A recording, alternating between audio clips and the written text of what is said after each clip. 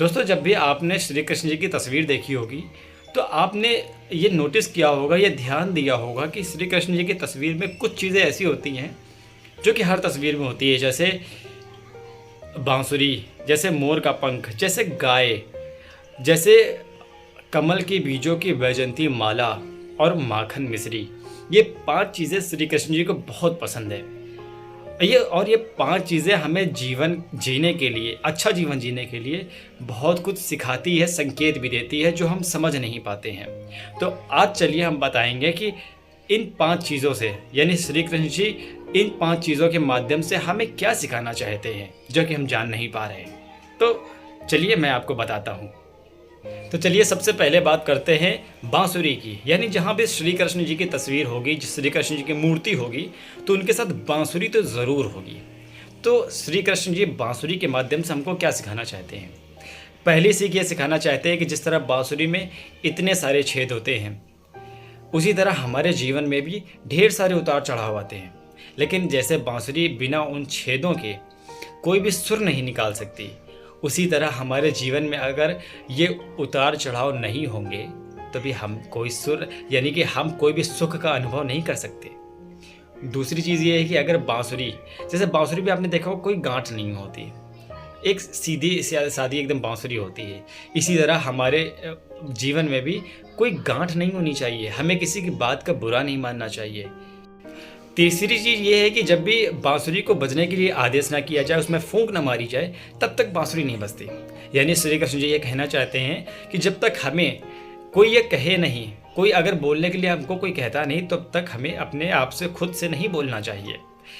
चौथी चीज़ ये है कि जिस तरह बांसुरी में जब भी बजती है तो एक मधुर ध्वन ही देती है, मधुर आवाज़ के साथ ही बजती है। हालांकि हो सकता है कभी कभी अगर नहीं बजाना आता तो हो सकता है सुर ना निकले, लेकिन आवाज़ उसमें मधुर ही निकलेगी। ठीक इसी तरह जब भी हमें बोलना चाहिए, जब भी हमें अपनी बात कहनी चाहिए, तो हमें भी अपनी वाणी को मधुर स्वर ही निकालना चाहिए, मीठी वाणी ही बोलनी चाहिए।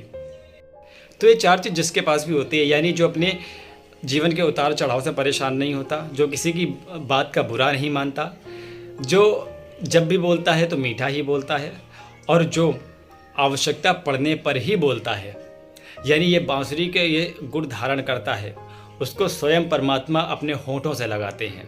तो श्री कृष्ण जी हमको बांसुरी से ये संकेत देना चाहते हैं। तो चलिए अब हम बताते हैं कि गाय के माध्यम से हमको क्या संकेत देते हैं श्री कृष्ण जी। अब श्री कृष्ण जी गाय के माध्यम से हमको ये बताना चाहते हैं। अच्छा देखिए, गाय ही क्यों इन्होंने प्रयोग किए? हो सकता है बकरी भी कर सकते थे, भेड़ भी कर सकते थे, भैंस भी कर सकते थे, लेकिन उन्होंने गाय ही प्रयोग की।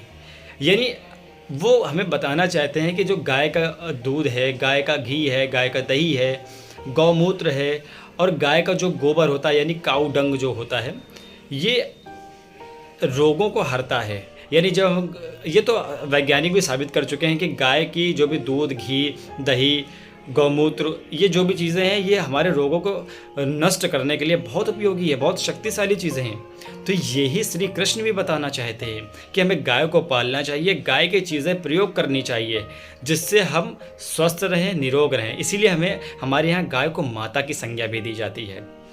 तो ये हमें गाय के चित्र के माध्यम से बताना चाहते हैं श्री कृष्ण जी, इसलिए उन्होंने गाय का प्रयोग किया। अब तीसरी चीज़ है मोर का पंख। आपने कृष्ण जी का चित्र देखा होगा, उसमें अक्सर मुकुट में वो अपने मोर का पंख रखते हैं। क्यों मोर का पंख क्यों दर्शाते हैं? इसके पीछे का तथ्य क्या है, संकेत क्या देना चाहते हैं वो? श्री कृष्ण जी हमको ये बताना चाहते हैं कि जिस तरह मोर पूरे जीवन ब्रह्मचर्य का पालन करता है, मोरनी मोर के आंसुओं का प्रयोग करके, आंसुओं को पी करके संतान की उत्पत्ति करती है, यानी मोर जीवन भर ब्रह्मचर्य का पालन करता है। इसी तरह कृष्ण जी हमें बताना चाहते हैं, ये संकेत देना चाहते हैं कि जो भी ब्रह्मचर्य का पालन करेगा, परमात्मा उसको अपने मुकुट पर सवार करेंगे, उसको मुकुट पर जगा देंगे, यानी अपने माथे पर जगा देंगे। तो कुल मिला के कहने का मतलब ये है कि हमें ब्रह्मचर्य का पालन करना चाहिए। तो मोर के माध्यम से संकेत हमको ये मिला। चौथी चीज़ है कमल के बीजों की वैजंती माला। वो कृष्ण जी कमल के बीजों की वैजंती माला पहनते थे। अब श्री कृष्ण जी कमल के बीजों की वैजंती माला ही क्यों पहनते हैं, और किसी फूल के क्यों नहीं पहन सकते? क्योंकि वो कृष्ण जी हमें बताना चाहते हैं, ये संकेत देना चाहते हैं कि जिस तरह कमल कीचड़ में रहकर भी, इतनी गंदगी में रहकर भी कभी भी उसमें लिप्त नहीं होता, हमेशा स्वच्छ बना रहता है, हमेशा पवित्र बना रहता है।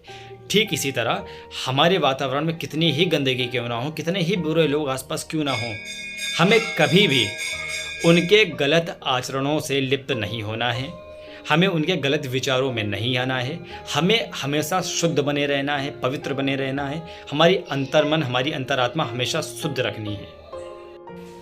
कमल के बीजों की वैजयंती माला इसलिए क्योंकि कमल के बीज बहुत कठोर होते हैं, सामान्यतः वो हल्की चोट पर टूटते नहीं हैं और बहुत चमकदार होते हैं। तो कृष्ण जी हमें ये बताना चाहते हैं कि हमारी कैसी भी परिस्थितियाँ क्यों ना हो जाएं, हमें इन बीजों की तरह हमेशा दृढ़ रहना है, हमेशा अपने आप में मजबूत रहना है, हमें आसानी से टूटना नहीं है। और हम कितने भी बुरी परिस्थितियों में क्यों ना हो जाए, हमें हमेशा चमकदार बने रहना है।